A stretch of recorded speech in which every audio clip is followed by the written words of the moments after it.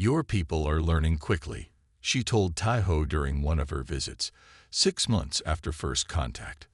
Already the damaged reef near your station shows signs of recovery. They swam together through that same reef, now pulsing with new life. Fish had returned to areas that had been barren just months earlier. We've started similar projects in 12 other locations, Tai-ho explained. The public thinks it's breakthrough technology from a research consortium, isn't it? Nari asked with a pattern that Tai-ho recognized as amusement. 1 year after their first meeting, Tai-ho and Nari stood at the edge of an underwater cliff. Below them stretched a vast forest of kelp that had been restored using Suan methods. Lights from the outpost glowed in the distance, now fully operational and staffed by a small team of cleared human scientists working alongside Suan visitors. You once saved me from drowning, Nari said as they floated above the rejuvenated ecosystem. Now we're saving both our worlds. Tai-ho felt the truth of her words. The knowledge exchange had already advanced Earth's environmental technology by decades. Meanwhile, the Suan had gained new understanding of how humans adapted to challenges, information they found valuable for their own world's changing conditions. Tai-ho smiled, and to his surprise, his skin briefly flashed with a pattern of light. The Suan expression for gratitude. It was happening more often now, these small physical changes that reflected his unique position between two worlds. The connection grows stronger, Nari observed. Just like the connection between our species, Tai-ho replied, looking toward the surface where sunlight filtered down from a world that was slowly, carefully, being prepared for the knowledge that they were not alone in the universe. He had told no one about her true nature. To Jinwoo and the others, she was a new species of bioluminescent, humanoid deep-sea creature that needed to be studied privately before any announcements. His colleagues respected his authority enough not to question this too deeply. On the afternoon of the third day, as Tai-ho was reviewing data on his tablet, the alien's eyes suddenly opened. Her black diamond pupils focused directly on him, and he felt a gentle pressure in his mind. You saved me, came the thought, not as words exactly, but as a feeling that his brain translated into language. Tai-ho dropped his tablet in shock. You can speak. I mean, communicate. Yes, the reply formed in his mind. This method is difficult, but possible between our kinds. My true name cannot be pronounced with your vocal structures, but you may call me Nari. Nari, Tai-ho repeated aloud. I'm Dr. Tai-ho Park. I know, she communicated. When we connected on the shore, I learned much about you. Tai-ho helped her out of the tank. Her movements were graceful despite being in an unfamiliar environment. Water beaded on her skin, which now glowed with healthy patterns of light that seemed to shift with her thoughts. My research vessel malfunctioned during atmospheric entry, she explained while examining her surroundings with curious eyes. I was testing new technology that would allow deeper ocean exploration. Your bravery saved my life. What are you? Tai-ho asked, offering her a chair which she studied before carefully sitting down. We call ourselves the Suan, she replied. We come from a planet that is mostly ocean, orbiting a star you cannot see from Earth. Over the next few days, Tai-ho spent every waking moment with Nari. He brought her food, which she politely declined, explaining that her species absorbed nutrients directly from water. Their mental connection grew stronger with practice, allowing more complex communication. My people value courage above all other virtues, Nari told him as she examined his research notes with interest. Your action to save me, at great personal risk, would be celebrated among my kind. Tai-ho learned that the Suan had a complex society built around deep ocean communities. They had mastered space travel centuries ago, but remained hidden from most species they encountered, preferring observation to interaction. My people have observed Earth for centuries, she explained one evening while they watched the sunset from the lab window. We find your oceans fascinating, so different from ours, yet familiar. But we've never had direct contact until now. Tai-ho showed her his research on ocean acidification and coral decline. Nari's patterns darkened to a deep blue, which he had come to recognize as sadness. "Your oceans are in danger," she communicated. "We have seen this pattern on other worlds." "Can your people help?" Taiho asked hopefully. Nari's response was interrupted by a sudden change in her demeanor. Her skin flashed with rapid patterns of green and white light. She stood abruptly, moving to the window to look out at the sea. "What's wrong?" Taiho asked, alarmed by her reaction. Nari turned to him, her eyes wider than normal. "My people have located me. They're coming." "Coming? Here?" Taiho moved to the window, scanning the horizon. "How do you know?" "The vibrations in the water," she explained, pressing her hand against the glass. "They've activated a deep water signal beacon. It's how we communicate across vast distances." "Will they be angry that we've met?" Taiho asked nervously. Nari's skin shifted to a gentle purple. "Not angry. Concerned, perhaps. Direct contact is not our way. They will want to retrieve me quickly and quietly." "When will they arrive?" "Soon," Nari replied, her gaze fixed on the distant water. "Very soon." As if answering her words, the instruments in the lab began to register unusual seismic activity in the deep waters offshore. For 6 days, Taiho and Nari waited. He had cleared the small research station of his colleagues, claiming a dangerous alga bloom required quarantine. In truth, he needed privacy for what was coming. "Will your people be angry that I know about you?" Taiho asked as they stood on the beach at sunrise. Nari's skin rippled with amber light. "They will be cautious, not angry. Our history with other species has taught us to remain hidden. Yet you revealed yourself to me." "Not by choice," she reminded him, "but I do not regret it." On the 7th morning, the sea began to behave strangely. The waves near shore pulled back, creating an unnatural calm in the water. Taiho felt a low vibration that seemed to come from deep below rather than from above. "They're here," Nari said, her patterns brightening with excitement. The water bulged upward about 50 meters offshore. A sleek, oval-shaped vessel broke the surface with barely a splash. Its surface shimmered with the same bioluminescent patterns as Nari's skin, but more structured, like a language written in light. 3 tall figures emerged from the top of the craft. They glided across the water's surface, as if walking on an invisible bridge. Like Nari, they had humanoid forms with silvery skin that glowed with changing patterns. Their movements were fluid, almost dance-like. Taiho stood nervously beside Nari as the 3 approached. Their eyes, similar to Nari's but with different colored patterns, examined him with clear curiosity. The tallest of the 3 stepped forward. Its skin flashed rapidly in patterns too quick for Taiho to follow.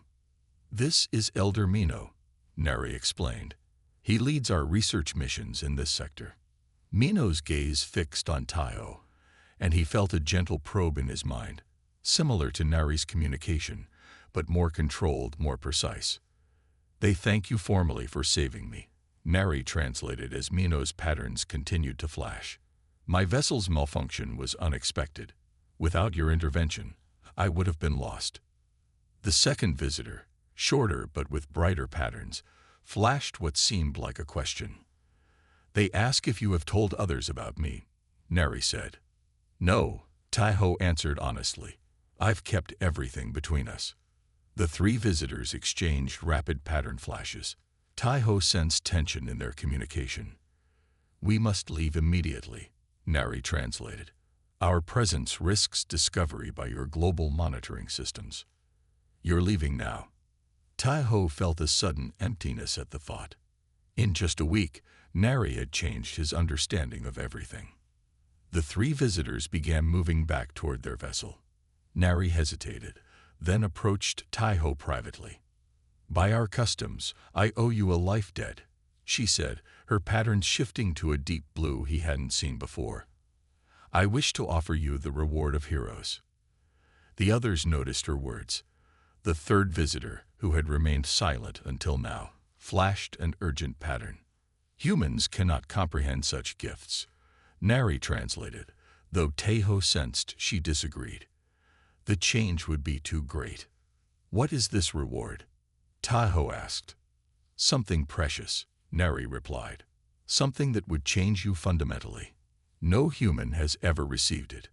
The three visitors were clearly agitated now, their patterns flashing in what seemed like warning or disapproval. "This human is different," Neri insisted to them.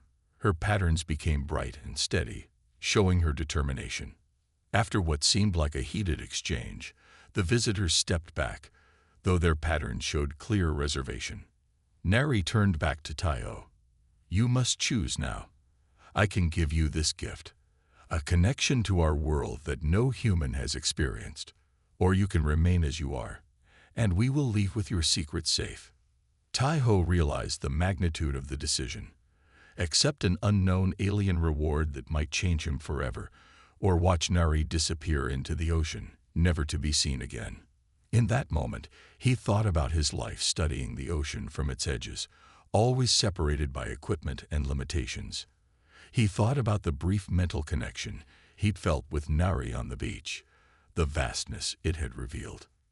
"I trust you," he said simply, taking her outstretched hand. Neri's skin glowed with a brilliant blue light as their hands touched. The three visitors moved closer, their patterns now showing something like resignation mixed with curiosity. "Then it begins," Neri said as her hand began to glow brighter where it touched his skin. Neri reached into a small pouch at her waist and removed what looked like a sea blue crystal. It caught the light strangely, seeming to absorb rather than reflect it. The three visitors formed a circle around Tahoe and Neri, their skin patterns synchronized in a steady rhythm. "This will be painful," Neri warned, "but the outcome is worth the journey." Before Tahoe could ask questions, Neri pressed the crystal against the side of his neck. Sharp pain shot through his body instantly. It felt like ice and fire moving through his veins at the same time. He tried to scream but couldn't make a sound. "Stay with him," Elder Minnow instructed as Tahoe collapsed. "We will secure the perimeter." Tahoe's consciousness faded in and out. Sometimes he was aware of Neri beside him, her cool hands on his forehead. Other times he drifted through visions of impossible places, vast underwater cities with buildings shaped like living coral, creatures that seemed half animal and half technology swimming through water that glowed with information. The first day was the worst. His skin burned as if he were being slowly cooked. His eyes felt too sensitive to open. Even his bones ached as if they were being reshaped from within. On the second day, the pain lessened, replaced by strange sensations. He could feel water everywhere, in the air, in the ground beneath him, in the bodies of the beings around him. He sensed the ocean kilometers away, as if it were an extension of his own body. By the third day, the transformation entered its final stage. Tahoe's mind expanded outward, connecting to patterns in the water that he'd never been able to detect before. It was like suddenly hearing music after a lifetime of silence. When he finally opened his eyes, the world looked completely different. He could see energy patterns around living things. The water molecules in the air appeared as tiny dancing lights. "You're awake," Neri said, helping him sit up. "How do you feel?" Tahoe touched his neck where the crystal had been placed. The skin felt normal, but something under it had changed. "I feel everything," he whispered. "The ocean, the rain in the clouds above us, the water in your body." "You've been connected to the ocean's song," Neri explained. "It flows through all worlds with water. My people hear it from birth, but you are the first human to experience it." Tahoe stood shakily. His body looked the same on the outside, but he could feel the changes within. Small slits had formed on the sides of his neck, hidden unless he revealed them intentionally. "Let me show you," Neri said, leading him to the water's edge. Without hesitation, Tahoe followed her into the sea. As the water covered his head, he expected the familiar panic of drowning. Instead, water flowed naturally through the new gill structures in his neck. He could breathe underwater as easily as air. But breathing was just the beginning. Information flooded his senses: water temperature, currents, the chemical composition, and most surprisingly, the presence of life forms kilometers away. He could feel fish moving in schools, sense the slow migration of whales far offshore. "This is incredible," he said, his words forming as thought patterns that Neri could understand underwater. They swam together for hours, Taiho testing his new abilities. He could move through water with unprecedented speed and efficiency. His vision adjusted automatically to the changing light conditions of the deep. When they finally returned to shore, Elder Mino was waiting with urgent news. "Your human authorities have detected our vessel's energy signature," he communicated directly to Taiho's mind. Their aircraft approached from the north. As if confirming his words, the distant sound of helicopter rotors became audible. "We must leave immediately," Neri said, her patterns showing concern. "The gift we've given you violates our protocols. We cannot be discovered here." Taiho faced a terrible choice: stay on Earth and become a scientific curiosity, or worse, a test subject, as the only human with alien modifications, or leave with Nari, abandoning his world forever. But as the helicopters grew closer, a third possibility formed in his mind. His enhanced senses had detected something vast and artificial deep beneath the ocean floor, something that felt both alien and ancient. "There's a third option," he said, looking toward the deep water. "Something's down there, something your people left behind a long time ago." Nari's patterns flashed with surprise. "You sensed the outpost? That's impossible. It's been dormant for centuries." "It's reactivating," Taiho said confidently. "I can feel it responding to me." The three visitors exchanged alarmed pattern flashes. "The human connection must be stronger than we anticipated," Elder Mino communicated. "If the outpost recognizes him, then perhaps—" Nari began. The helicopters were visible now, black dots approaching rapidly on the horizon. "We need to decide quickly," Taiho said, already moving toward the water. Taiho dove into the ocean, followed closely by Nari and the three visitors. The helicopters were minutes away from reaching the research station. As they descended through the water, Taiho led them with newfound confidence, navigating by senses he'd only just acquired. 200 meters down, they reached a flat area where the seafloor appeared unnaturally smooth. Taiho placed his palm against the sand, feeling vibrations beneath. "The outpost is here," he said, his thoughts clear in the water. "It's been waiting." The sand beneath his hand began to glow with familiar patterns. A large section of the seafloor slid open, revealing a chamber filled with technology that looked both ancient and advanced. Lights activated as they entered, responding to their presence. "This was built 5,000 years ago," Elder Mino explained, clearly surprised. "A monitoring station for Earth's oceans. We abandoned it when your species began exploring the deep seas. It recognizes me," Taiho realized as screens activated around him, displaying information in the same pattern language as the Suan skin. "Because you're the first bridge species," Nari said with excitement. "Not fully human anymore, but connected to our network." Taiho made his decision in that moment. "I'll stay on Earth. I can be the bridge between our worlds." "The humans will capture you," one of the visitors warned. "Not if I approach them first," Taiho countered, his mind racing with possibilities. "This outpost contains proof of your existence. With it, I can control how first contact happens."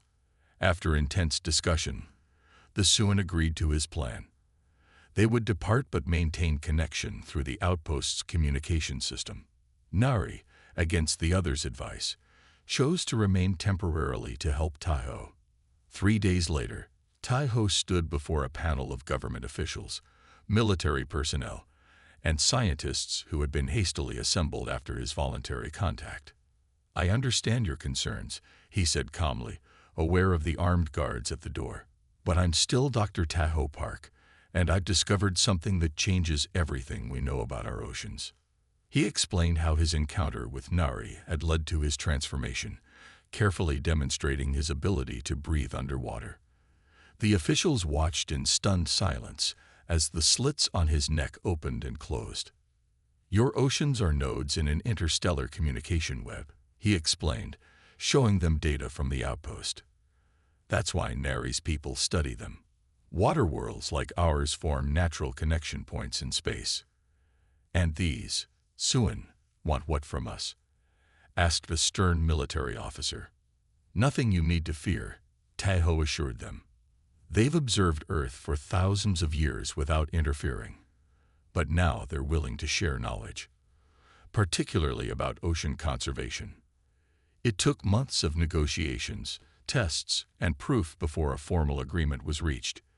The existence of the Suan would remain classified, known only to a small international team. Taiho would serve as Earth's ambassador, with the underwater outpost serving as the meeting place. Over the next year, Taiho divided his time between land and sea. His former research station became the hub for a new international marine protection initiative, secretly powered by Suan technology. Neri returned regularly, often bringing small gifts of technology: coral restoration matrices that accelerated growth, microfilters that removed plastic particles from water, and energy systems that operated on water currents. Taiho Park checked his instruments one last time as the sky darkened. The small research station sat on the edge of a rocky Korean peninsula, the only building for miles around. Wind began to howl through the metal walls as rain pounded against the windows. "Weather system intensifying," reported the computer. Taiho frowned at the readings. This storm had developed too quickly, defying weather predictions. He grabbed the station microphone. "Everyone stay inside. Secure all equipment and prepare for power fluctuations." Only 5 researchers occupied the station, each specializing in different marine studies. Lightning cracked across the sky, briefly illuminating the churning waves below. In that flash, Taiho spotted something unusual: a pulsing blue-green light beneath the water's surface, about 50 meters from shore. "That's not bioluminescent algae," he muttered, grabbing his binoculars. The light pulsed again, more urgently. It didn't match any known sea creature's patterns. Taiho hesitated only briefly before reaching for his wetsuit. Something was wrong out there, and every instinct told him it needed help. As he pulled on his gear, his assistant Jin-Woo entered the monitoring room. "What are you doing?" Jin-Woo asked, eyes widening at the diving equipment. "You just ordered everyone to stay inside."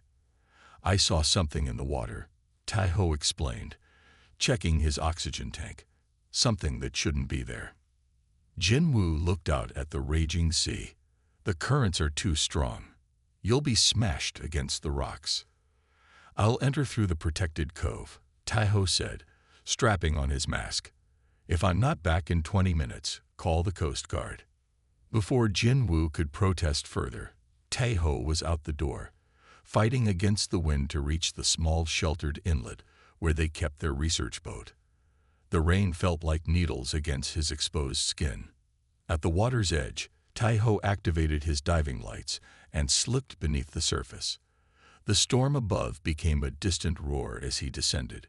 Despite the protected entry point, currents pulled at him immediately, forcing him to swim harder than normal. Following the mysterious light, he pushed deeper. At 20 meters, the seafloor dropped away, revealing an underwater cliff face. There, caught against the rocks, he saw the source of the light. His first thought was that he'd found a woman, but no human could survive at this depth without equipment. Her skin glowed with shifting patterns of blue and green light. What looked like silver hair floated around her head, but it seemed to move with purpose rather than with the current. Most shocking were her eyes, large with pupils like black diamonds. She was trapped, metallic debris of unknown origin wrapped tightly around her body. The material looked like nothing Taiho had ever seen, not quite metal, not quite plastic, with circuitry-like patterns that occasionally sparked. The being's eyes locked with his, wide with pain and fear. Taiho could sense her panic. She was drowning, though not like a human would. Something about the debris was preventing her from breathing, filtering water. He couldn't tell. Tai-ho pulled out his diving knife and began cutting through the strange material. It was tough but yielded to his blade. As he worked, he noticed her skin's glow weakening. Whatever she was dying. With a final cut, he freed her completely. Her body floated upward slightly, but she seemed too weak to swim. Tai-ho grabbed her around the waist, surprised by how light she felt, and kicked toward the surface. The journey back was a battle against the storm-strengthened currents. His lungs burned as he finally broke through into the raging air, the alien being held securely in his arms. Somehow he managed to drag them both onto the rocky shore. The creature lay still beside him, her glow dangerously dim. Then suddenly her eyes opened. She reached out with a trembling hand and pressed her palm against his forehead. Tai-ho gasped as images flooded his mind. Vast cities beneath alien oceans, strange vessels traveling between stars, beings like her swimming through water worlds light years from Earth. The mental connection was so intense that he couldn't breathe. Just as suddenly, the connection broke. Tai-ho collapsed beside her on the shore, consciousness fading as Jin Woo's distant shouts reached his ears. Tai-ho sat beside the strange water tank he had built, checking the mixture of salt and minerals for the third time that hour. Inside, the alien being floated peacefully, her skin occasionally flickering with soft blue light. For 3 days, she had remained in this sleep-like state, while Tai-ho had worked tirelessly to create an environment that might help her recover.